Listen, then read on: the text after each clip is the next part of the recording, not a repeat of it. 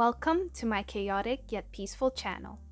I'm super excited about this video because I drew my first kind of proper digital illustration. I bought a drawing pad about a month ago and I have been playing around with it, doing smaller drawings which take a few hours, but I haven't attempted anything very big. I also haven't watched a lot of tutorials, it's just kind of based off what I have watched over the years from seeing other people do it. I am interested in the subject, however, so whenever there is a video recommended, I tend to click it. I also have a couple of friends who do digital, so it was always impressive to me, and it has made me very curious to try it myself. But yeah, I haven't taken any classes or anything. I feel like I need to say all of that as a disclaimer on the internet because my techniques are probably very beginner level and very self-taught. I posted a poll in my community asking you all what you would like to hear me narrate on top of this video. I know a lot of people said that they wanted to hear me talk about unpopular opinions, but a close second was for me to talk about my process with what I was drawing. I decided to talk about that instead since this is my first video like this, so I feel like I have a lot to say about it. But I will definitely be doing the unpopular opinion segment at a later date since you all did want to see it, and I also think it would be kind of fun. Cool. So first of all, I am tracing some of my drawing in this video from one of my watercolor paintings I did a while back. Like, I'm not tracing someone else's work, it is my own work. This is the photo reference for where I got the idea in my head. The original photographer is Jacob Lund, I think, but it's listed as a stock photo as well. I also feel like this is one of my best watercolor paintings that I have done, so it would look cool in a digital version, which I now have. However, I did want to change some things about it. I wanted it to be more symmetrical. The lips and glasses are kind of skewed in my watercolor version, so I'm using that symmetry tool that I discovered like an hour after starting the drawing. So I deleted my whole first sketch and then redid everything using that tool.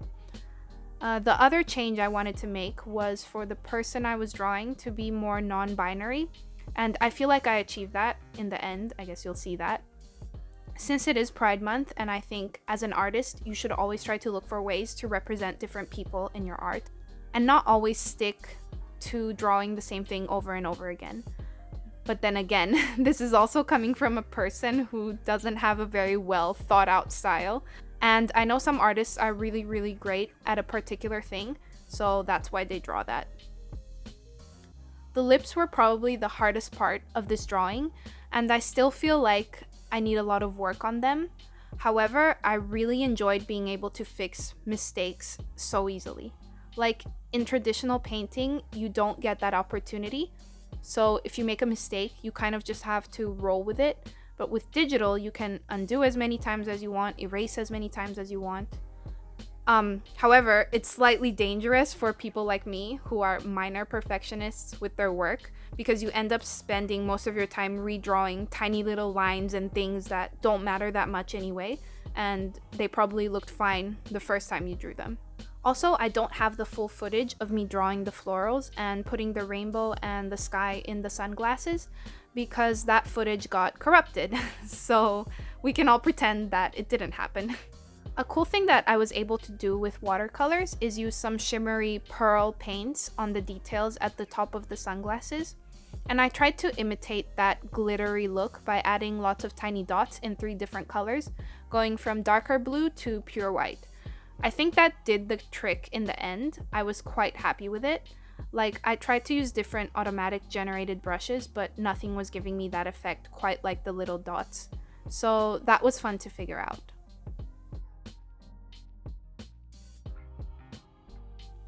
I decided to do all the flowers and leaves separately and then have them each to move around and place as I wish in the final stages.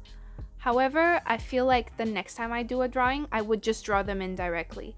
I think in my mind, I'm trained in the traditional art sense because it's hard to paint things overlapping each other, but it isn't a big issue with digital because you've got your layers, undos, erasers, so next time I think I'll try to overlap more items so I don't look like a rookie.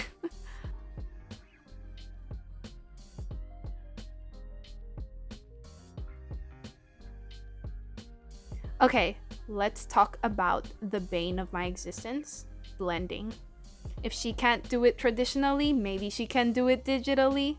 Yeah, nah. I mean, it's alright for my first try, but it needs a lot of work. I'm definitely not mad at how the colors turned out though.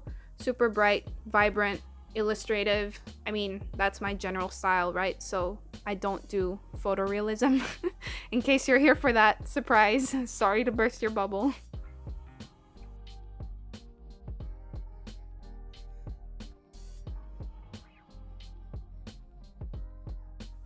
In total, this whole thing took me at least 10 hours. I mean, it's not including all the crashes in my recording and that my computer had, but it's okay. We're working on it.